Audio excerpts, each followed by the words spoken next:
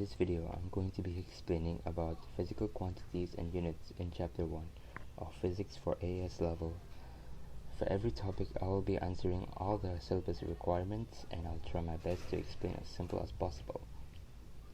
And just for a reminder, I'm taking the paper code of 9702 and the paper of 1323 and 35. So, physical quantity. A physical quantity is a number you can measure physically. Like example here, mass. A mass is a physical quantity. Mass is a physical quantity. So if we say like 5 kg, that's a physical quantity. Anything you can measure like length, time, speed, and texture are all physical quantity. And the physical quantity have two things, like a magnitude and a base unit. A magnitude is just a number, and a base unit is the SI unit. Take the example here, 5 kg. So 5 is the magnitude and kg is the base unit. So you should understand that all physical quantities consist of a numerical magnitude and a unit. The second thing you should know is estimation. Now during the exam, you are less likely to get a calculation based on this. Most likely to get on this multiple choice. You'll get this on a multiple choice. You can read it for yourself and try to understand. You don't have to memorize everything. You just need to understand. You need to make a reasonable estimation. For example, the height of a person is normally 1.5 meter and not 3 meters. Well, not averagely. So now you should make a reasonable estimation of physical quantities included within the syllabus.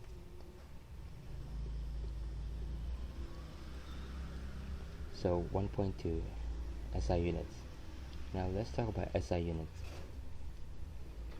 Now, like I said before, there's two parts, a physical quantity and a basic unit. We call a physical quantity just quantity, but really both of them is just the same thing. And every quantity has a basic unit. For example, mass has a basic unit of kilogram. So length is meters, and you can read it in this table.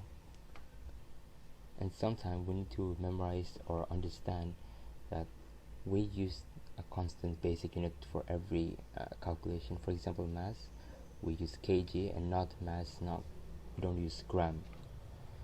It will depend on the question. Okay, and make sure that when you're calculating, your unit is consistent. For example, 1 meter is equals to 100 centimeter, and 5 centimeter plus 2 meters is the same thing as 5 centimeter plus 200 centimeter, which give out 205 centimeter. You can put it into meters like 2.05 meters. The next thing you should know is a multiple and a prefix, and a submultiple and a prefix. So the multiple is like this. 10 to the power of 12 is tera, 10 to the power of 9 is giga, and 10 to the power of 6 is mega, and 10 to the power of 3 is kilo. This will be very important when you're doing calculation. Sometimes they will say kilogram or kilometers, megameters, and so on.